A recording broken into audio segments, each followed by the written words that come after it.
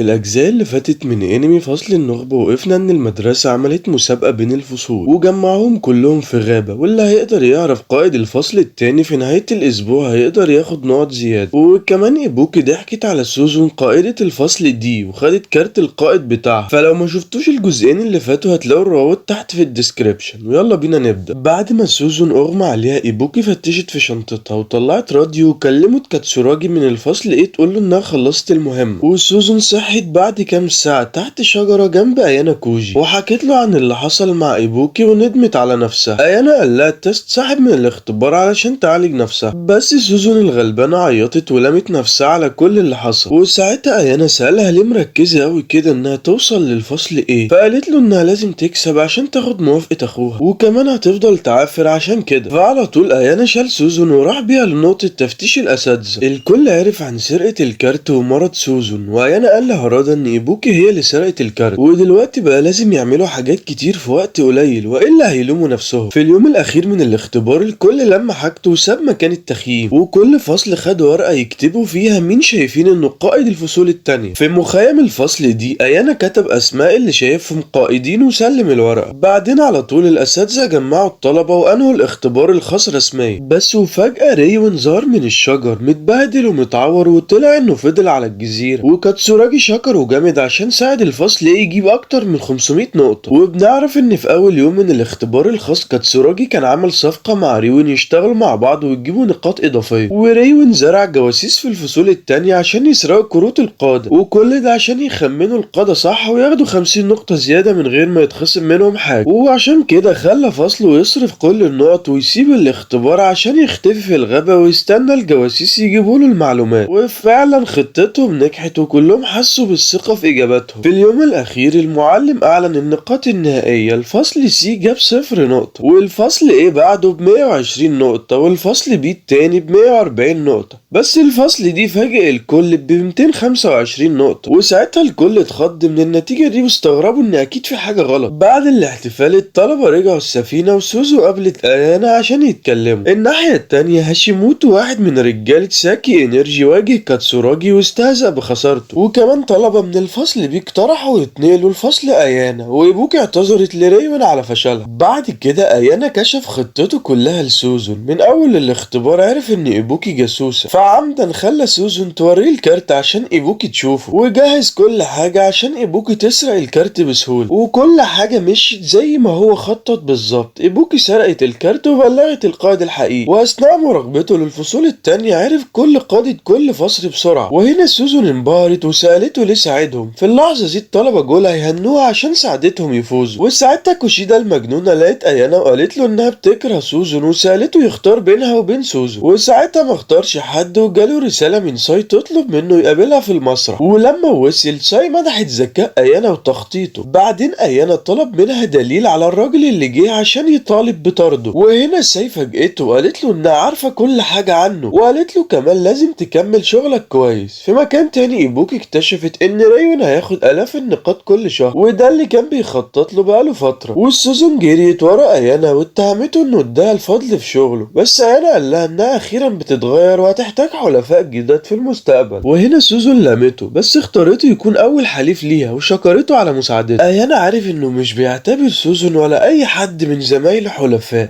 بيشوفهم زي ادوات لازمه عشان يفوز في عالم ما بيحتفلش غير بالفائزين. بعد نتائج اختبار الجزيرة رئيس مجلس الطلبة فضل يفكر ايه هتكون خطوة ايانا الجاية. في اللحظة دي ايانا كان بيقرأ كتاب على اليخت وافتكر اخر نقاش مع ساي. بعدين قال لي فك من التفكير الزيادة وانضم لباقي زمايله على السطح. وهنا كوشيدا راحت لسوزون تاني، بس سوزون رفضتها برضه. بعدين هارادا قابل ايانا ودعاه ياكل معاه هو وصاحبته كي، لكن ايانا رفض بشياكة وقال له انه يفضل ما يبقاش في صف كي. وفي اللحظة دي كي لقت هارادا وخدته من ايانا، وقبل ما يبعدوا المذيع على نظام الصوت في السفينة أعلن بداية الاختبار الخاص التاني. وبنعرف إن الطلبة لازم يروحوا أوضة معينة الساعة 6 المغرب. بعد الإعلان المدرسة بعتت إيميلات لكل طالب تقول لهم الأوضة اللي لازم يروحوها، وبعد وبعد 6 ساعات ايانا وصل اوضه 604 اللي المفروض يكون فيها، وهناك قابل يوكيمورا طالب بيقولوا عليه البروفيسور. الكل سكت وهم مستنيين اخر واحد فيهم، ولما كي وصلت وشافت ايانا اتضايقت جامد. بعدين الاستاذ بدأ يشرح تفاصيل الاختبار. كل طالب من الفصول من ال دي هيتوزعوا على 8 مجموعات، كل مجموعة 14 طالب بأسماء الكواكب في المجموعة الشمسية. ال 14 طالب هيبقوا من فصول مختلفة، ودي طبعا مشكلة كبيرة لأيانا وأعضاء فريقه لأنهم مش بيثقوا في طلبة الفصول التانية، بس لازم يشتغلوا مع بعض عشان مجموعة المريخ مجموعتهم تنجح في الاختبار. وواحد من كل مجموعة هيبقى ال VIP، والمجموعة عندها 3 أيام تكتشف مين هو، وكمان مسموح ليهم يعملوا نقاشات مرتين في اليوم عشان يكتشفوا ال VIP ده، واليوم التالت هيستريحوا ويخلصوا الاختبار اليوم الرابع. وكمان بنعرف ان في 4 حالات لطريقة الاختبار، في كل حالة ال VIP هياخد كمية كبيرة من النقاط الخاصة. وبعد الاستاذ ما قرا كل الحالات ادى كام معلومة على السريع كده وفضل الاجتماع. بالليل بقى انا خرج ياخد نفس على السطح وفكر في النتائج الممكنة للاختبار، وشك ان في خاين بينهم هيفتح ال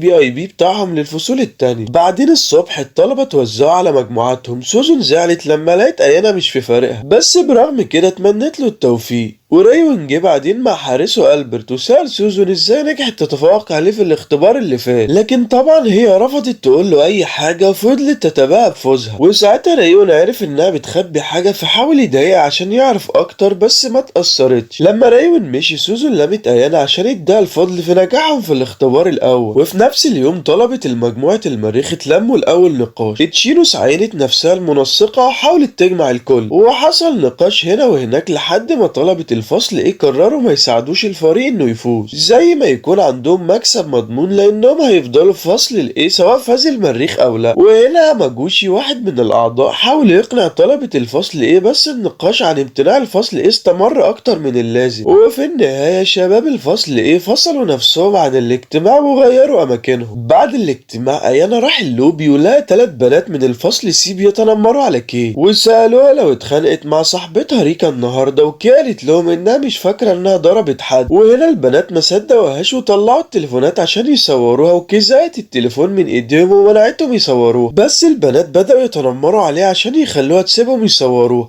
لكن ماكسيا من الفصل ايه تدخل وطرد البنات. في النقاش التاني مجموعة المريخ لسه في طريق مسدود لان طلبة الفصل ايه رافضين يساعدوهم، وساعتها ماكسيا اقترح يعملوا جروب شات يتكلموا فيه ويهزروا شوية مع بعض. بعد كام ساعة من الاجتماع كيت شافت وهي بتستحمى، وفجأة وقفت وقعدت في ركن في الحمام تعيط. وفي مشهد تاني هارادا قابل كونجي اللي مهووس بالتمارين وناقش معاه اهداف الاختبار الخاص وازاي عايز يشارك، وزي ما كان متوقع كونجي رفض يعمل اي حاجة وكمل تمارين. وهنا هارادا تجاهله وانضم لايانا وواحد تاني يناقشوا ازاي يلاقوا ال VIP ده. وهنا هارادا قال لهم ان حد بعت له هوية ال VIP بتاع الفصل دي، ولما سألوه مين وراهم انها كوشيدا. وفجأة كونجي جه والغى الاختبار الخاص لمجموعة المشترى وساب الكل في حالة صدمة. بالليل بقى ايانا جاله ايميل من سوزون بتتحداه عشان ما حاولش يمنع كونجي من انه يسيب الاختبار. بعدين قابلها وهداها، وايانا طلب معلومات عن كي لانه شاكك ان في حاجة غلط معاها ومش قادر يكتشفها. سوزون حاولت تبعده عن التحقيق في قضية كي، بس ايانا قال لها ان كي بتتصرف بشكل غريب من ساعة ما الاختبار بدأ. فسوزون فهمت وجهة نظره وسألته هيعمل ايه، وايانا رفض يديها معلومات زيادة وادى افكاره لنفسه. وبعدين ريون قطع كلامهم عشان يضايق سوزون تاني، والمرة دي قال لها انه قرب يكتشف مين ال VIP ومش هيقف لحد ما ياخد اللي هو عايزه. وايانا هنا ناقش منطق ريون واتفاجئ بذكائه ازاي اكتشف ال VIP بالسرعة دي. وبنعرف ان ريون فتش تليفونات كل طلبة الفصل سي عشان يشوف ايميلاتهم. الواد ده فعلا طلع ما بيخافش من حد، وقبل ما يمشي طلب يدمج الفصل دي مع الفصل سي عشان يكتشفوا ال VIP بتاعه ويفهموا منطق اللعبة ويسحقوا الفصل ايه، بس سوزون رفضت تنضم ليه ومشي. في مكان تاني كيل مجنونة كانت قدام مراية الحمام بتفكر نفسها ان لازم تبقى طفيلية عشان تقدر تعيش. وفي اللحظة دي سوزون طردت ايانا عشان خافت الناس تفهمهم غلط ويقولوا انهم بيحبوا بعض. فايانا سابها ولقى كوشيدا لوحدها بتبص على النجوم، انضم ليها واتكلموا كلام خفيف. فايانا استأذن قبل ما يمشي، بس كوشيدا جريت وراه وحاولت تطلب منه يخرج معاها، بس وقفت في النص ومشيت على اوضتها. في بار السفينة 3 اساتذة من فصول الدي وسي وبي اتلموا يشربوا، واستاذة الفصل ايه شاي استفزت أستاذ فصل سي عن حالته العاطفية، فساي أستاذة الفصل دي سألت شاي ليه دايما فضولية وعايزة تعرف أكتر عن شغلها، فقالت إنها خايفة شاي تحاول ترد لها اللي ساي عملته فيها زمان. فشاي قالت إنها بس مهتمة تعرف أكتر عن أيانا كوجي اللي شدها. وفي طريق القط أيانا سمع كيب بتترجى هرادا يحميها من المتنمرين اللي بيضايقوها في السفينة، وكانت عايزاه يأذيهم ويخليهم يبطلوا يضايقوها. وهنا هرادا الندل رفض يأذي أي حد عشان بنت، وبعدين احنا مش بنحب بعض أصلا، احنا بس متصاحبين. وساعتها كي سابته طبعا في نفس المكان ومشي. بعدين أيانا ظهر له وقال له لو حكمه اتأثر بسبب سمعة كي، فهرادا قال له إن كل ده بدأ من إشاعة وهي كانت بتحبه بس عشان تزود شعبيته. وكمان هرادا شرح إنه لسه شايف إن كي مش على طبيعتها وإنها بتتصرف بشكل غريب عشان رجعت تتعرض للتنمر. في اليوم اللي بعده أيانا وكي كانوا أول ناس وصلوا قاعة الاجتماع للنقاش. سألها لو هي الفي اي بي فقالت له لا، وتشينوس والباقي وصلوا بعد شوية وبدوا أول اجتماع لليوم التاني. بس قبل الاجتماع كي راحت تشكر ماكسي عشان أنقذها من المتنمرين. الاجتماع بدأ والمجموعة لسه في طريق مسدود عشان الفصل ايه رافض يتكلم عن تفاصيل الفي اي بي، وتشينوس حاولت تجيب معلومات جديدة بس الفريق كله لسه واقف إن هو مش عايز يساعدهم. فالنقاش للأسف استمر لمدة ساعات من غير أي تقدم. بنهاية النقاش التاني ماكسيا ساب كي تروح تعمل حاجة وهو كمان مشي، وساعتها الثلاث بنات من الفصل سي مشوا وراها المكان مخفي في السفينة. فأيانا وطالب تاني حسوا بخطة المتنمرين فراحوا وراهم لنفس المكان. لما وصلوا استخبوا وبصوا، البنات اللي بيتنمروا على كي كانوا بيترجوا يسيبوها بس توسلاتها كانت بتزود عزيمتها، وهنا ضربوها واستهزأوا بيها وكي عاشت تجربة بشعة تاني. وساعتها الولد اللي مع أيانا خرج من المخبأ وطرد البنات دول، وبدل ما كي تشكره قالت له يسيبها لوحدها ويمشي. بعد الحادثة أيانا رجع اوضته واكتشف ان مجموعة الزهرة خلصت اختبارها، وده معناه ان حد قال لهم على الفي اي بي، وشك ان ريون ورا الموضوع ده فقرر يتحرك بسرعة. فبعت ايميل لكي بيزعم انه من هرادا يطلب منها تقابله في غرفة محركات السفينة. وساعتها كي وصلت واستنت هرادا بفرحة، وللأسف أسوأ أعدائها هم اللي قابلوها. والمرة دي جابوا ريكا اللي زعموا ان كي ضربتها قبل كده، وحاصروا كي وطلعوا تليفوناتهم يصوروها وهي مرعوبة ورجلها بتترعش. وواحدة من البنات دول اكتشفت ان كي اتعرضت للتنمر قبل كده وقررت تخليها تعاني تاني. كي حاولت تهرب بس رجعوها وضربوها على وشها،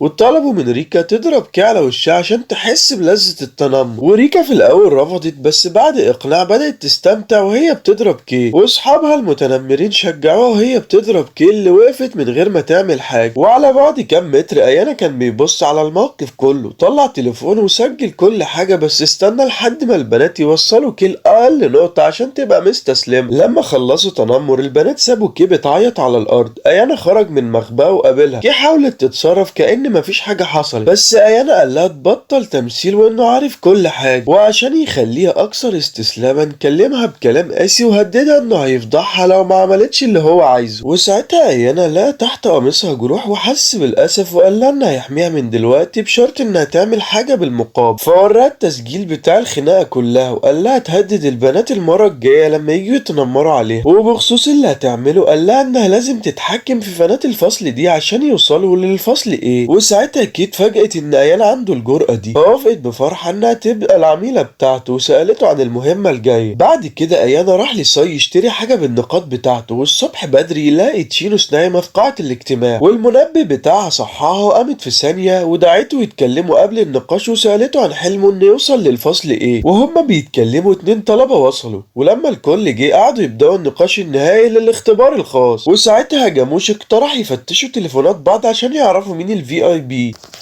وهجموشي خلى الأعضاء يتفقوا إن مفيش حد هيخون. بس حتى عيل صغير كان عارف إن ده مستحيل، لأن الخاين هياخد كمية كبيرة من النقاط الخاصة لو خمن اسم الفي اي بي صح من أول مرة. وهما بيتكلموا أيانا طلع تليفونه وينضم للتحدي. الكل ما عدا يوكيمورا من فصل دي شاركوا ووروا بعض إيميلاتهم، فالكل بص على يوكيمورا وأخيرا كشف إن هو الفي اي بي. وهنا أيانا كان مستني حد يخونهم عشان يقعوا في فخ، وطلع إن أيانا اشترى مبدل كارت الخط خط من ساي وبدل الخط بتاعه بالفي اي بي الحقيقي، وكمان بدل تليفونه مع يوكيمورا عشان يعمل فخ مزدوج لو حد فكر يكلم يوكيمورا. والحمد لله انه عمل الفخ مرتين، لان واحدة من البنات كلمت تليفون يوكيمورا واكتشفت انه بدله مع ايانا، وساعتها الكل بدأ يكره اعضاء الفصل دي والنقاش اتقفل. في الوقت ده ايانا وإتشينوس فضلوا هادين لانهم عارفين ان لسه في فرصة للفوز. وساعتها ايانا رجع لكي وقال لها ان خطتهم لسه شغالة.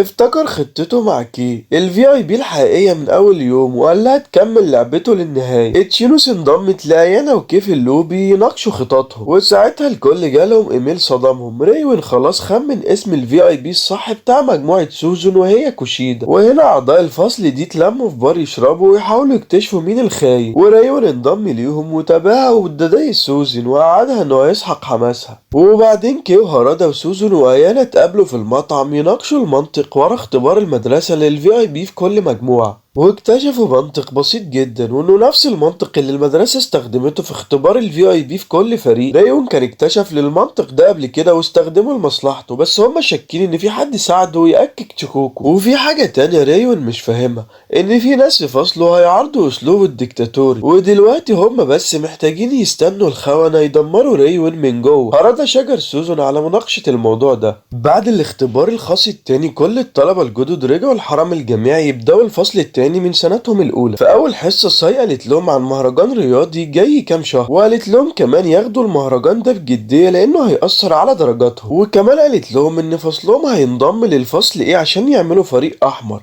بينما الفصل سي هينضم للفصل بي عشان يعملوا فريق أبيض. وحاجة زيادة كمان، الفريق هيبقى فيه طلبة من كل السنين. وساعتها الكل بدأ يتذمر إنهم هيشتغلوا مع أعدائهم عشان هدف مشترك. وسودو اتحمس جامد للمهرجان الرياضي، بس الباقي كانوا قلقانين من النتائج. ساي ساعتها وقفت الدوشة دي وقالت لهم يقروا المواد اللي اديتها لهم قبل ما يقرروا مين هيلعب. بعد ما قرأوا المواد حد سأل ساي لو النقاط من فوزهم هتضاف لامتحاناتهم الكتابية الجاية، وساي قالت لهم لو كانوا من الأوائل ده بالظبط اللي هيحصل، بس لو حد جه في المراكز الأخيرة هيتخصم منه نقاط في الامتحانات الكتابية الجاية. ساعتها ايانا فتش في الفعاليات واكتشف انهم لازم يشاركوا في 13 فعالية رياضية في يوم واحد. ساعتها ساي سابت قرار اختيار اللاعبين ليهم وخلصت الحصة، وسوزون راحت ورا ايانا عند ماكينة البيع في الممر وناقشت قلقها بخصوص المهرجان الرياضي. وايانا قال لها انه عارف ان المدرسة عندها خدعة بخصوص الاختبار ده، ولو بس يقدر يكتشف ايه هي قبل ما الاختبار يبدأ. سوزون سألته عن اي حيل يقدروا يستخدموها عشان يخلوا الاحتمالات في صالحهم، وايانا قال لها ان ممكن يلعبوا بنزاهة في الاول لحد ما يكتشف خطة. في الاجتماع اللي بعد كده سودو اقترح انهم يسيبوا كل الانشطة الرياضية ليه لانه اكتر واحد رياضي بينهم، فالكل وافق وسابوا له القرار. وهما بيناقشوا سوزون قامت وقدمت خطة كانت عايزة تجمع ناس رياضيين ضعاف مع أقوياء عشان يفوزوا بمباريات أكتر، بس في حد عارض فكرتها بس سوزن سكتته بطريقة قاسية، والشخص ده قعد وسوزن وقفت كلام. وفجأة كي رفعت ايدها وعرضت سوزن وقالت لها انها متعجرفة وبتفكر انها احسن من الكل، لكن سوزن ما شافتش عيب في خطتها اللي فعلا كويسة على المدى الطويل. بس كي قالت انها مش هتقعد تتفرج على سوزن وهي بتستخدم الطلبة كده، وسوزن اتهمت انها انانية قاسية وبس عايزة تستغل اي حد عشان توصل لاهدافها. فهارادا وقع في الجدال ده وطلب من الكل يصوتوا على الخطتين، فالفصل صوت والاغلبيه كانت مع خطه سوزو. وهارادا اخيرا خلص الجدال وكملوا مناقشه فعاليات المهرجان الرياضي. وبعد النقاش ده كي لقت ايانا وسالته له بعت لها ايميل يطلب منها تعارض سوزن في الفصل، بس ايانا قال لها ما تسالش اسئله كتير وتوجع دماغه ولا تحاول تفهم طريقه تفكيره عشان ما تتورطش في مشاكل، بس قال لها ان كل همه انه ياخد الفصل دي للفصل ايه. بس ساعتها كي زعلت وواجهته انه بيفكر انه احسن من الكل. وقبل ما يمشي قال لها ان الفصل دي هيطلع خاين هيفضحهم في المهرجان الرياضي، وقال لها تستنى وتشوف الشخص ده هيكشف عن نفسه ازاي. لما جه وقت اختبار اللاعبين الطلبه لبسوا هدوم التربيه البدنيه والصبيان اختبروا قوه قبضتهم، وسودو سحب 82 كيلو بقوه مذهله، بس ايانا سحب 60 بسهوله من غير ما يتعب. وبعد التجارب اختاروا سودو لكل الفعاليات الاختيارية والباقي كمان اختاروا وكلهم راحوا المضمار. وطلع ان واحدة من الفعاليات هي سباق ال3 رجلين، وايان علم سوزون طريقة جديدة تشتغل بيها مع شارعها في السباق.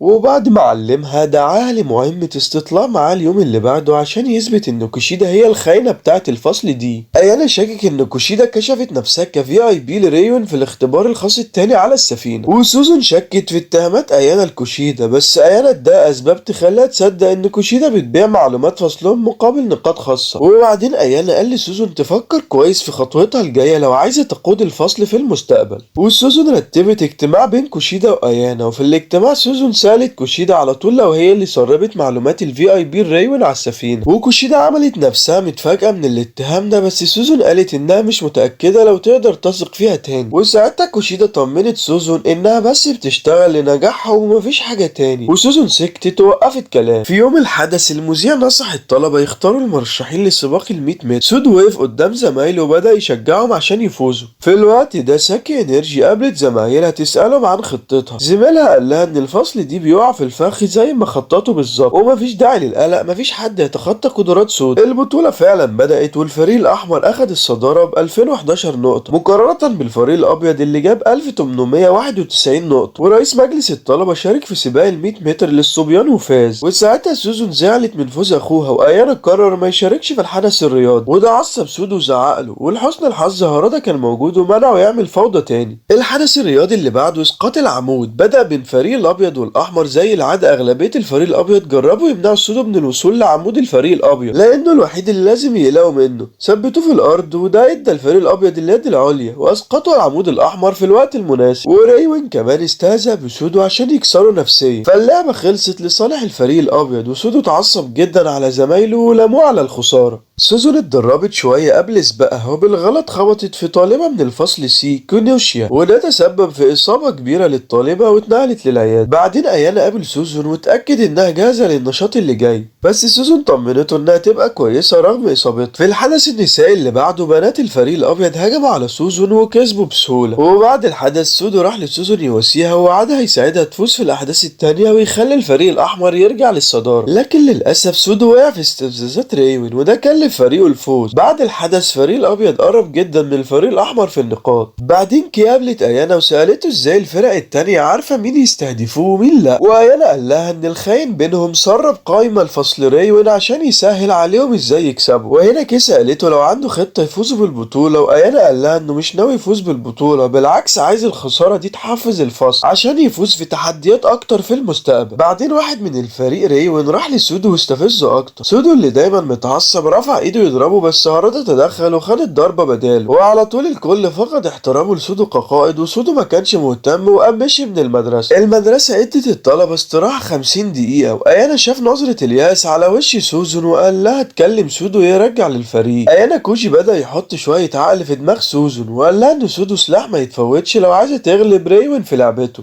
لأن سودو هو الوحيد اللي يقدر يهدد نجاحهم في البطولة. وقت الغداء كي وهارادا سألوا أيانا يكشف لهم مين الخاين في فصلهم، بس أيانا فضل ساكت. في اللحظة دي كوشيدا نادت سوزون وقالت لها إن كينوشيتا البنت اللي خبطتها قبل كده عندها إصابات كبيرة. فسوزون راحت العيادة ولقت ريون هناك مع كينوشيتا، وريون خلى كينوشيتا تكذب عن اللي حصل وخلاها تبدو كأن سوزون خبطتها عمدا. فريون ورى سوزون الإصابة القوية في رجل كينوشيتا وهددها إنه هيرفع عليها قضية إلا لو وافقت على صفقة، ولو عايزة تخلي الموضوع ده سر لازم تديله 1,000,000 نقطة خاصة. سوزون رفضت العرض، بس بعدين طلبت من ريوين فرصة تانية. المرة دي ريوين قال لها ترجع قدام ولو عايزة الموضوع يتحل. سوزون سابت العيادة بعد كده وقابلت أخوها رئيس مجلس الطلبة في الطريق، حكت له عن فشلها وطمنته إنها هتعوض ده بطريقة أو بأخرى. سوزون قررت تلعب آخر ورقة عندها عشان تخلي الفصل دي في الصدارة، فراحت ورا سودو وهو بيركب الأسانسير وقالت له يمسك العقل. في الأول سودو حكى لها قصته المؤلمة وإزاي أهله كانوا ناس زبالة وما كانوش بيفكروا غير في نفسهم، وبنعرف إن سودو ابن الزواج غير شرعي وتعود ان الناس تقلل منه، فتعود انه ما يهتمش قوي بكلام الناس، وفضل يزعق في سوزون وبيتذمر ان زمايله بيأخروه. وساعتها سوزون حاولت تهديه بس كل محاولاتها فشلت لان سودو كان بيرفض. وفجأة المذيع على السماعات اعلن بداية الجلسة الظهرية، وسودو رجع للاسانسير عشان يروح اوضته. وهنا سوزون قالت له انها تستناه لحد ما يرجع. قبل الجلسة الظهرية بدقايق ايانا كوجي جاهز لسباق ال3 رجلين مع كوشيدا، وهما بيربطوا رجليهم مع بعض. ايانا سأل كوشيدا على طول لو هي اللي سربت معلومات فصلهم لريو. كوشيدا حاولت تتميز وتتصرف ببراءة، بس ايانا ضغط عليها لحد ما اعترفت. وساعتها كوشيدا قالت له انها فعلا سربت قائمة الفصل للفصل سي، بس قالت له انه لو حاول يبلغ عنها هتتهم زور بانه اتحرش بيها. وساعتها ايانا قال لها انه اصلا مش ناوي يبلغ عنها فما تقلقش، بس سألها ايه اللي خلاها تخون فصلهم. كوشيدا قالت له انها بتخون الفصل عشان تتأكد انه سوزون تتطرد، ودلوقتي لما ايانا عرف خطتها هي كمان ناوية تشوفه هو كمان هيتطرد. سودو رجع تاني واتفاجئ ان سوزون لسه مستنياه، تجاهلها وخد عصير من ماكينة البيع وراح في طريقه. وسوزون وقفته وحكت له عن حياتها وان ازاي دايما في فجوة بينها وبين اخوها المثالي، وازاي هي بتحاول توصل لمستواه في كل حاجة، وانها بقت مركزة اوي انها توصل لاخوها لحد ما نسيت انها محتاجة صحاب. بس دلوقتي لما شافت النور وعرفت انها محتاجة صحاب عشان تحقق اهدافها، اترجت سودو يساعدها عشان توصل فصلها للفصل ايه. وسودو غير رأيه ووافق بفرحة. سودو رجع الملعب مع سوزون واعتذر عن تصرفاته الغبية قبل كده. الفصل دي رجع لطبيعته بسرعة، وسوزون وواحد تاني قرروا ما يشاركوش في الجلسة الظهرية عشان رجليهم اتلوت. وأيانا جه وشارك بدل الواد ده. الجلسة الظهرية بدأت بعد دقايق بسباق تتابع، وأيانا انضم من رئيس مجلس الطلبة يجروا اللفة الأخيرة، وكمان تحداه وقال له إنه مش هيسهلها عليه. والرئيس خد العصاية الأول بس استنى لحد ما أيانا خد عصايته قبل ما يبدأ يجري. ولما أيانا خدها بدأ يجري هو والرئيس مع بعض، والاتنين تخطوا خط النهاية مع بعض، بس أيانا ساب الرئيس يكسب بفارق بوصة. بعد الجلسة الرياضية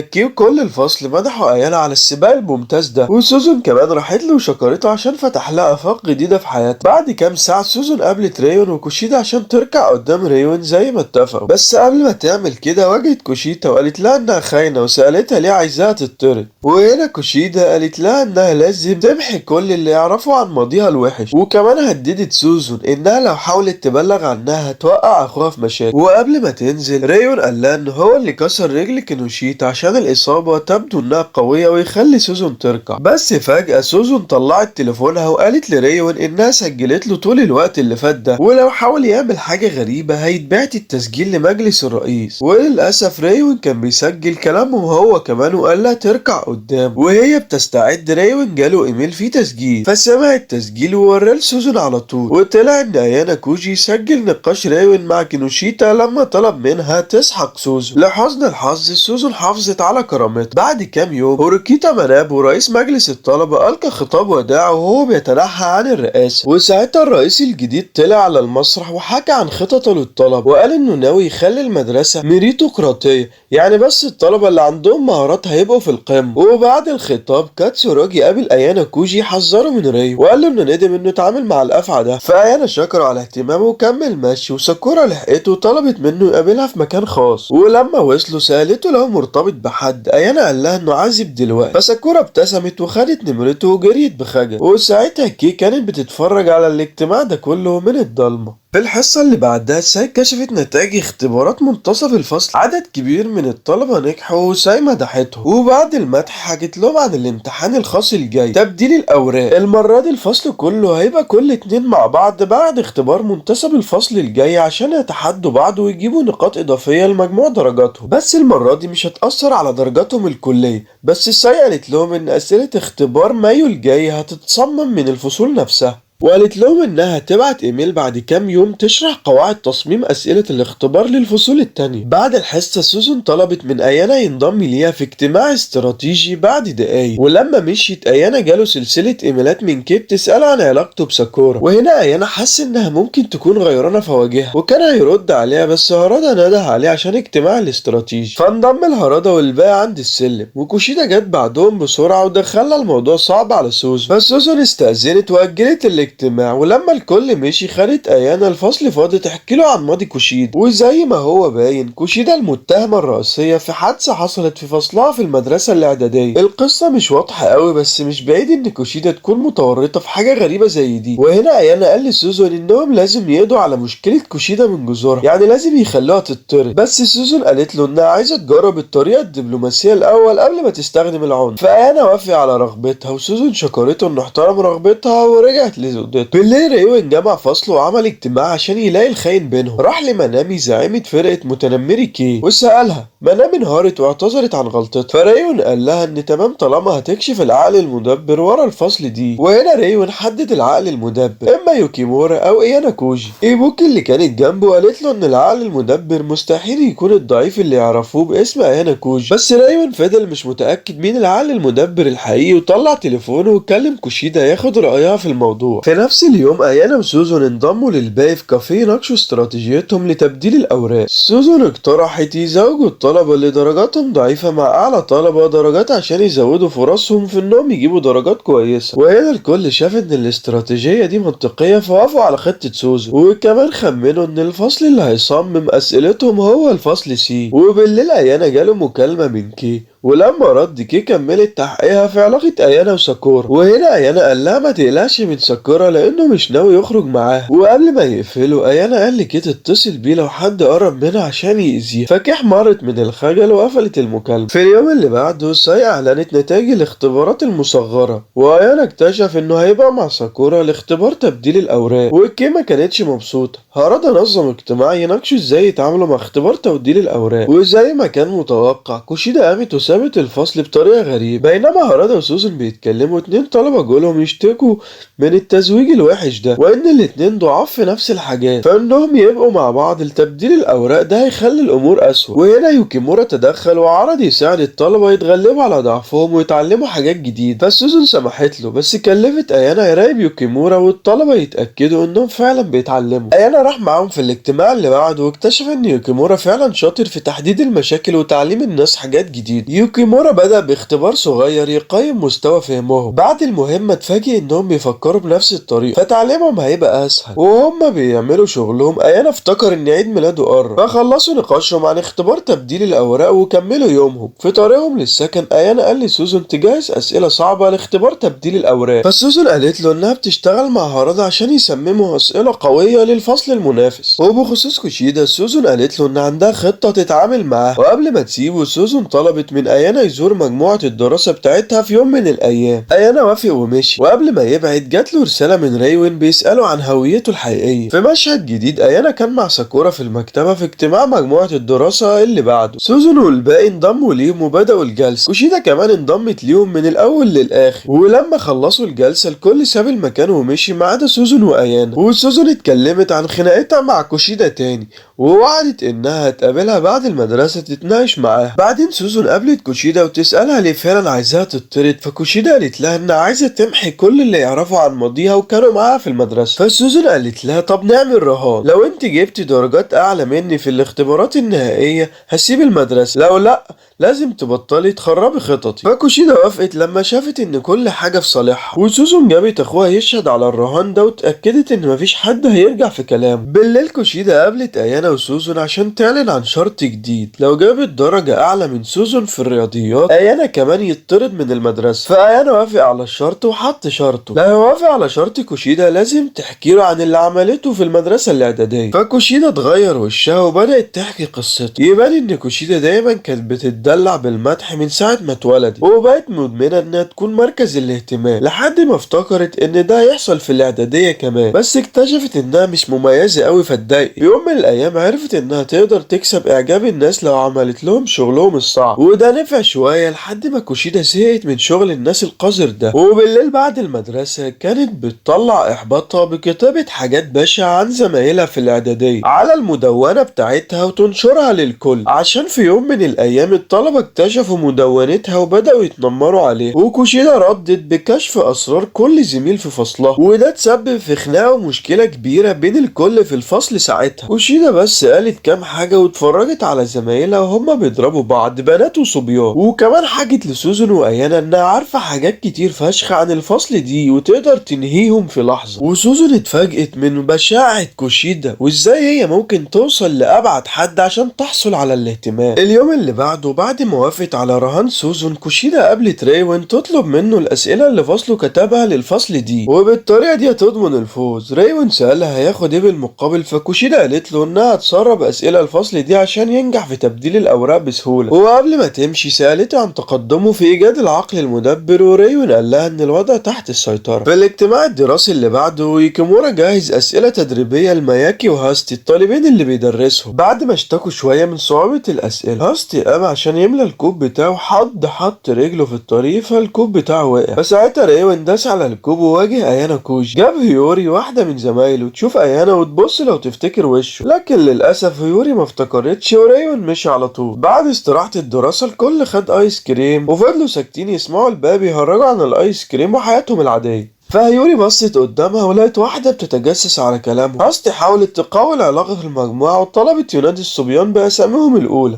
ويوكيمورا قال لهم ينادوه كيسي اسم أبوه، والكل وافق وسلموا على بعض. ساكورا خرجت من مخبأها وطلبت تنضم لمجموعة أيانا. بعد تفكير بين الأعضاء رحبوا بيها تنضم لمجموعة الدراسة بتاعتهم. بعد كام ساعة أيانا كلم كيو وقال لها إنه رايح السينما مع أعضاء المجموعة بكرة، وحكى لها عن دورها بكرة وفض المكالمة على طول. بعد المكالمة أيانا جاله إيميل بيهنيه بعيد ميلاده، واللي بعته زي ما يكون كيو. اليوم اللي بعده سوزون جمعت الكل في مجموعة الدراسة تناقش نتائج الاختبار. كيت اتعصبت لما شافت كوشيدا بتبتسم وقالت لها انها بتحس بقلق من ان كوشيدا دايما بتبتسم وبتتصرف بلطف بينما هو جواها بتشتمها. لكن فجأة الموضوع خرج عن السيطرة وكي وقعت المشروب بتاعها على صدر كوشيدا، وهنا هارادا اتدخل ومنع كي تعمل اي ضرر زيادة، وايانا كان قاعد جنبهم وبيتفرج على المشهد كله. ولما خلصت استراحة الدراسة كوشيدا قابلت ساي واديتها اوراق الاسئلة بتاعتها، وقبل ما تمشي قالت لساي ما تستخدمش اي اوراق اسئلة تانية حد يقدمها ليها في المستقبل. فساي وافقت وخدت اوراق كوشيدا. بعدين كوشيدا خدت اوراق اسئلة الفصل دي لريون وخدت اسئلتهم بالمقابل. يوم اختبار تبديل الاوراق جه والكل قعد في الفصل بدري جدا الصبح يكتبوا الاختبار. لما بدأ الوقت الكل سكت وقرأ اوراق الاسئلة قبل ما يبدأ، وكوشيدا ساعتها اتفاجئت لما لقيت الاسئلة اللي قدامها مش زي اللي ريون اداها، وفتحت عينيها بدهشة لما عرفت انها خسرت. وبعد الاختبار كوشيدا قامت غضبانة وجريت تقابل ريون. لما سألته عن تفسير قال لها انها وقعت في فخ سوزون، وبنعرف ان سوزون راحت لساي استاذتها واديتها اوراق اسئلة الاختبار. وقبل ما تمشي قالت لساي تتظاهر انها هتقبل اي اوراق اسئلة تانية من كوشيدا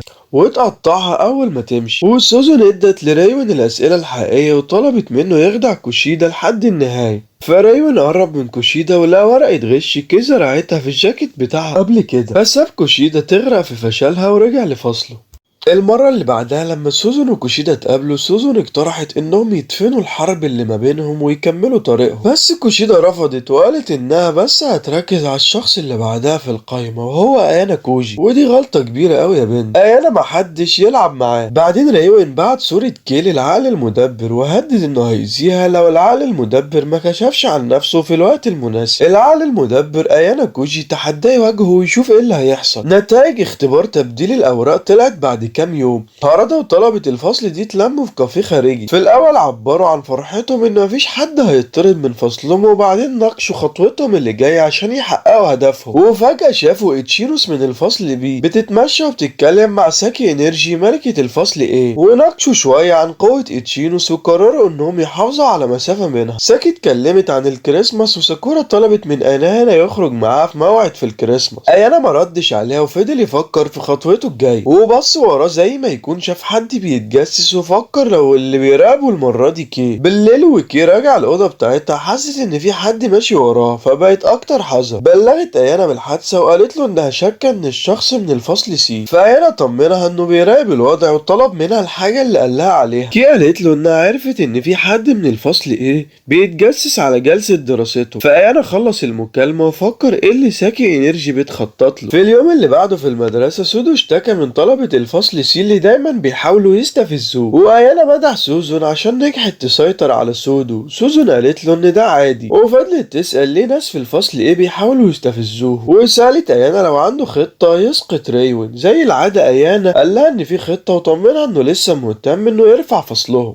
وفجأة سوزون طلعت كتاب لازم يرجع للمكتبة وطلبت من أيانا إنه يرجعه. أيانا راح المكتبة ولقى هيوري بتحاول توصل لكتاب ساعتها تجيب الكتاب ده واتكلموا عن الكتب. هيوري ساعتها نصحته بكام كتاب يقراهم، بس أيانا سألها عن نواياها، مين عارف ممكن تكون جاسوسة زرعها ريون يتحرق عنه. وهنا هيوري قالت له إنها مش مهتمة بالحاجات دي ومشيت. في اللحظة دي ساي لقت أيانا في المكتبة وخدته المكتب. هناك قبل ما حد كان يتمنى ما يشوفوش تاني الدكتور اللي دربه وهو صغير، واتقدمت لمحة عن قصة أيانا كوجي. أيانا جزء من تجربة مظلمة عملها الراجل اللي قدامه. التجربة دي كانت بتجمع مجموعة يتامى وتخليهم يمروا بتمارين عقلية وبدنية قاسية عشان يطلعوا بدون عقل وبقدرات عقلية وبدنية خارقة. ولحد دلوقتي أيانا هو أفضل عينة للدكتور ده، وهو موجود دلوقتي عشان يرجعه. واستخدم قصة حزينة عن موت واحد من موظفينهم عشان يحاول يخلي أيانا يسيب المدرسة برضاه. ولحسن الحظ أيانا رفض يسيب المدرسة، ولما الدكتور أصر رئيس مجلس الإدارة والد ساكي إنرجي جه ودعم أيانا. وهنا الدكتور قبل الهزيمة ومشي، وأيانا كمان خد إذنه وكلم ساي بره المكتب. ودلوقتي لما عرف إن تهديدات ساي بطرده كانت كدب بقى حر يعمل اللي هو عايزه، وقال لها ما تكلموش تاني بخصوص إنه يوصل فصلهم للفصل إيه. بالليل أيانا كلم كي حل الموضوع يعتذر إنه أهملها الفترة دي، وكي قبلت اعتذاره وسألته عن حاجة كانت مضايقاه ليه عمره ما بين ذكائه للفصل، لو عمل كده كان هيبقى مشهور فشخ. أيانا قال لها إنه بيفضل يكون الشخصية الخلفية ويسيبها كده، وقال لها إنه بيحب الأمور تبقى ماشية زي ما هو عايز. بعدين قال لها إنه مبقاش مهتم إنه يوصل فصلهم للفصل إيه،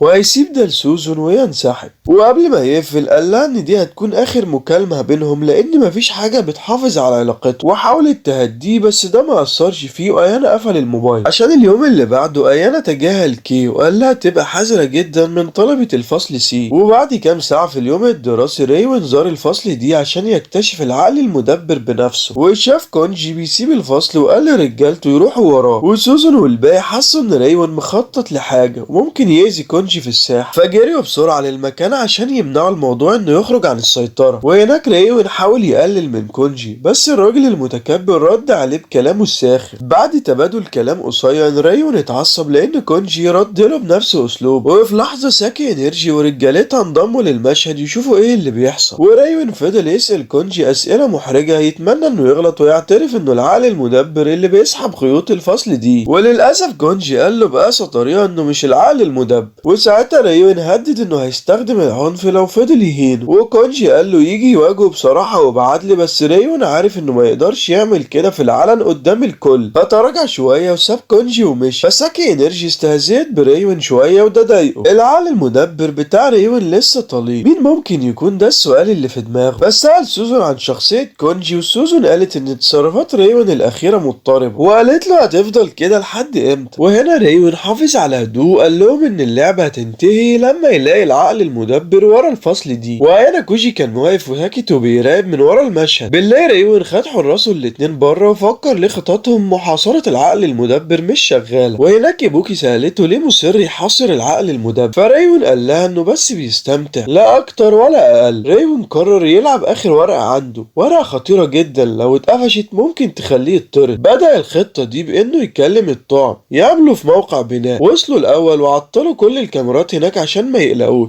في برد القارس ألبرت وواحد تاني استنوا الطعم يدخل في فخهم. فكي وصلت المبنى وقابلت ريون، حاولت تتكلم تخرج نفسها من الخطر، بس ريون كان عازم انه يعذبها لحد ما تقول له اسم العقل المدبر. فطلب من كي تكشف اسم العقل المدبر عشان ما يفضحهاش للعالم. فكي رفضت تخون ايانا كوجي وفضلت ساكتة. فايجيزاكي واحد من رجالته خد ازازة مية ساقعة ودلقها على راسها عشان يبدأوا التعذيب فيها. في الدقايق اللي بعد كده ريون ورجالته عذبوا كي عشان يكتشفوا اسم العقل المدبر. وفي الوقت ده ايانا كوجي خرج من السوبر ماركت بعد ما اشترى بضاعة، وريون كمل التعذيب وكي لسه رافضة تدي اسم ايانا. بعدين ريون زهق وشال كي يعمل لها حاجات بشعة. ريون كمل يعذب كي ويتمنى انها تغلط وتكشف له عن اسم العقل المدبر، بس لسه كي متمسكة بموقفها ورفضت تديله اسم ايانا. فريون قال لها ان الاجتماع مع المتنمرين قبل كده كان دي طريقة ايانا كوجي عشان يستغلها. وريون كان صح فعلا في نظريته، بس كي لسه رفضت انها تصدق كلام. ريون مسك شعرها ووقفها عشان تتفرج وتشوف ليه لسه بتحمي سيد قاسي زي ده. وفعلها كي كانت شايفة نفسها شخصية جامدة عشان صمدت للنهاية، وكان لسه عندها امل ان ايانا كوجي كوجي ممكن يجي وينقذها. في الوقت ده ايانا رفض ينضم لزمايله في خروجهم، وبدل من كده طلب اجتماع مع ساي في فصل فاضي يحكي لها عن الحادثة اللي بتحصل دلوقتي. ولما ساي سمعت الاشياء البشعة اللي ريون بيعملها لكي، حاولت تضرب صفقة مع ايانا عشان يساعد يرفع الفصل دي، فايانا خدها عشان تقابل الرئيس السابق مانابو عشان تشهد على خطته. مانابو وافق يشهد ان الفصل سي هو اللي بدأ الخناق. بالمقابل ايانا هيساعد سوزون تاخد منصب رسمي في مجلس الطلبة. وبعد ما اتعملت الصفقة ايانا استأذن، وساي حاولت تناديه بس مانابو قال لها ان ايانا ناوي ينهي الحرب مع الفصل سي لوحده. ايانا وصل المبنى تحت الانشاء وقابل ألبرت عند المسجد، وكشف هويته لألبرت اللي سابه يدخل. ولما دخل كيت اتفاجئت وارتعت ان ايانا نفذ وعد. ايانا كوجي اخيرا كشف عن نفسه العقل المدبر ورا الاحداث العجيبة اللي خلت الفصل دي في الاضواء. وايبوكي ما كانتش مصدقة كلامه، بس ايانا حكى لها عن الاختبار الخاص في الجزيرة. وريون لما شاف الخوف بيختفي من عيون كي اقتنع ان ايانا هو العقل المدبر الحقيقي للفصل دي، فبص لايانا بابتسامة متكبرة وسأله ازاي ناوي يحارب الاربعة هناك عشان يحرر كي. ايانا قال له انه يقدر يتعامل معاهم واحد واحد في قتال،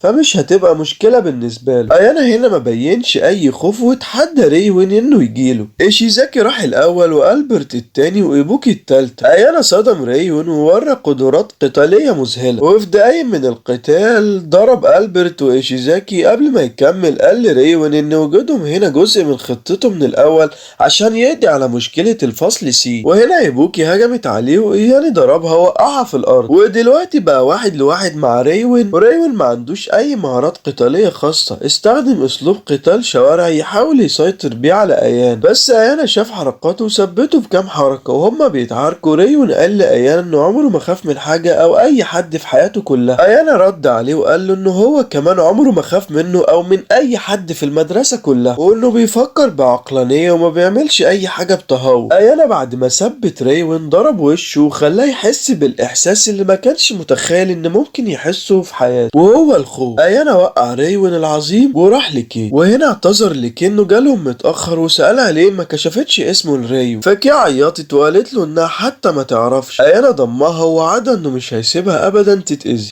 اليوم اللي بعده ايبوكي راحت اوضه ريون بس ما لقيتوش. حاولت تكلمه بس ما ردش. جريت تدور عليه في المدرسه ولقيته ماشي ناحيه بوابه المدرسه، كان متجبس وهادي. ريون لاول مره اعتذر لايبوكي انه استخدمها، اداه نقاطه وتنحى عن كونه طاغية الفصل سي. ايبوكي ما كانتش عارفة الجانب ده من شخصية ريون، فحاولت ترجعه يكون قائد للفصل سي. بس ريون كان مقرر وقال لايبوكي انه استسلم ومش هيعمل مشاكل تاني، فايبوكي اتعصبت وسابته. ايانا كوجي بقى اللي كان بيتجسس طول الوقت قرر يستخدم النسخة الجديدة من ريون لمصلحته. في الوقت ده كي كانت قاعدة على سريرها بتفكر في ايانا كوجي وازاي الواد الضعيف في فصلهم ضرب 4 كبار عشان ينقذه. واخيرا عرفت انه خلاص وقعت في حب السايكوبات اللي كلنا نعرفه باسم ايانا كوجي. وبعدين جهزت نفسها وخرجت مع ساكورا. ساكورا حكت لكي انها ناوية تطلب من ايانا يخرج معاها في موعد في الكريسماس، وورت كي خطة الموعد وطلبت رأيها. فكي قرت الخطة واكتشفت ان ساكورا ناوية تطلب من ايانا انه يكون حبيبها. ساعتها كي غارت جدا وبدأت تسأل أسئلة غريبة عن الموعد الغرامي ده. ولما عرفت ان الموعد هيبقى في الكريسماس قررت تخرج في موعد مزدوج مع هارادا بس عشان تتجسس عليه. وبالليل كي فضلت تفكر في خطط ايانا للموعد. وهي بتفكر شافت مكالمة من ايانا، ولما ردت ايانا كلمها وطلب منها تجيب معلومات عن ساكورا، ولما تخلص تبعت له اللي لقيته. وقفل المكالمة على طول وساب كي من غير اي نوم. في اليوم اللي بعده ايانا قابل سوزون يتكلموا عن منصبها في مجلس الطلب، وقال لها ان اخوها الكبير عمل صفقة معاها عشان يدخلها المجلس. وسوزان ما كانتش مصدقة، فايانا كلم اخوها واداها التليفون. وبعد ما كلمت اخوها سوزان اكتشفت ان ايانا كان بيقول الحقيقة. بعدين ايانا كلم ريون يقابله في مكان منعزل، ولما وصل ايانا مدح ريون انه صمد قدامه للنهاية. وهنا ريون اقسم بالولاء لايانا وسأله ايه خطوته الجاية. فايانا قال له انه ناوي يقتلع اللي بيخربوا الفصل دي، ووعده انه هيطرد كوشيدا في اقرب وقت. في اليوم اللي بعده ساكورا قابلت ايانا وهارادا انضم ليهم بعدين، وبدأوا الموعد. راحوا السينما يتفرجوا على كام فيلم، وبعدين راحوا مطعم. وهما بيشربوا الشاي كي فضلت مركزة مع ايانا عشان تشوف هو بيحب ساكورا ولا لا. ولما الموعد خلص ساكورا مشيت مع ايانا الممشى منعزل وطلبت منه يكون حبيبها، بس ايانا اعتذر ورفضها بأدب. وساكورا عيطت وجريت على اوضتها بتعيط. ولما مشيت كي كشفت عن نفسها من المخبأ. بعد كام ساعة سألت ايانا ليه رفض ساكورا. قال لها ان ساكورا ساكورا ما تنفعش تكون بديلة ليها، وابتسم واداها هدية ومشي معاها لحد بيتها، ولاحظ انها بتبتسم طول الطريق. في دماغه ايانا ما حسش باي عاطفة ناحيتها، كل حاجة بتمشي زي ما خطط بالظبط. دلوقتي لما هي شايفة انها بتحبه هتبقى اكثر استعدادا انها تعمل كل حاجة برضاها عشانه بعد كده.